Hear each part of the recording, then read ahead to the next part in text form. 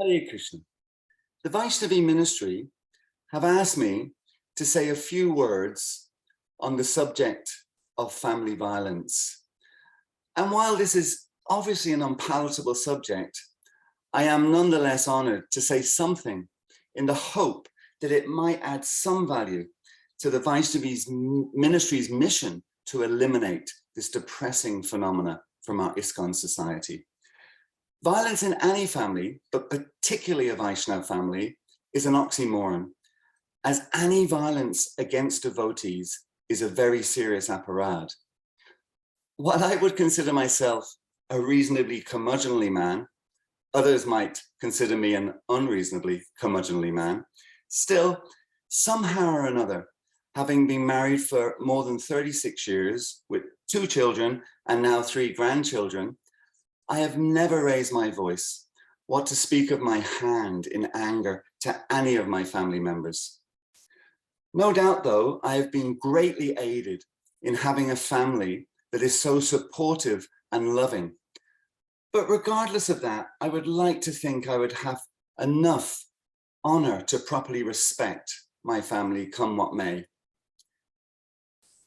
Not least because of the critical importance that healthy families bring to building sustainable Krishna-conscious communities. In addition to the key point that the Grihastha ashram is sacred as it is created by Lord Krishna himself, Chaturvarnyam Mayam Shishtam. The simple fact is that without the Grihastha ashram, there would be no ISKCON society, or no society at all for that matter. If a family that prays together stays together, I guess it follows that a family that is torn asunder by violence will simply be torn asunder, full stop.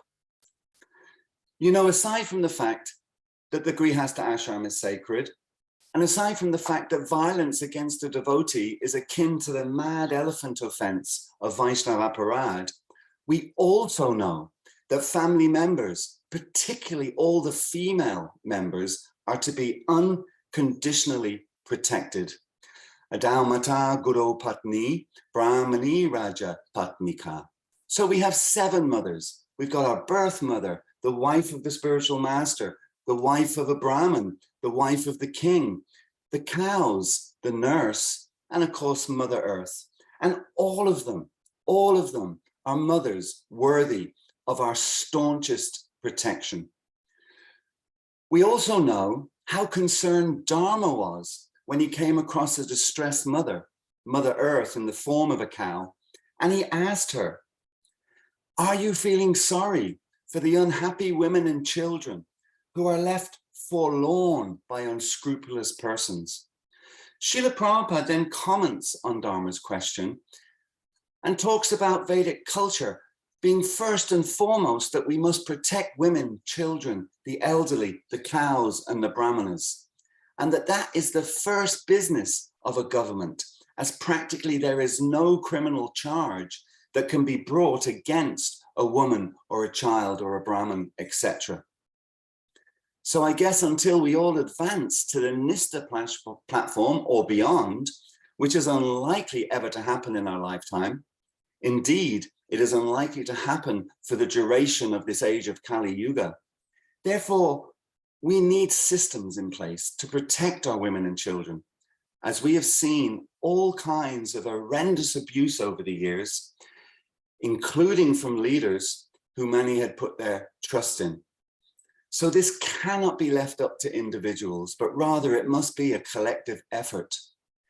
It reminds me, and is similar to Srila Prabhupada not appointing a successor, as is the Gaudiya Math tradition. As we know, he appointed a body of devotees to lead his movement, a GBC, as that was the example set by his Guru Maharaj. But why did Srila Bhaktisiddhanta Saraswati appoint a collective team, a GBC, as opposed to an individual successor? Because it was clear to him that Kali's influence was such that neither Srila Bhaktisiddhanta Saraswati Thakur or Srila Prabhupada could rely on any individual to remain fixed and not be captured by the powerful lure of Maya. So, as Kali Yuga progresses apace, we need to be ever vigilant and ever resilient against the insidious influence of Kali in the form of abuse of family members, especially women and children. In the ultimate issue, Krishna consciousness is all about love. And where there is love, there is no room for its twin nemesis, hate and violence. Let me leave you with a powerful quote from Srila Prabhupada, clearly underlining how precious our Vaishnavis are. These women are not ordinary women. They are preachers. They are preachers. They are Vaishnav. They are Vaishnav. By their association, one becomes a Vaishnav. Hare Krishna, all glories to Srila Prabhupada, and all glories to the wonderful work of the Vaishnavi ministry. Hare Krishna.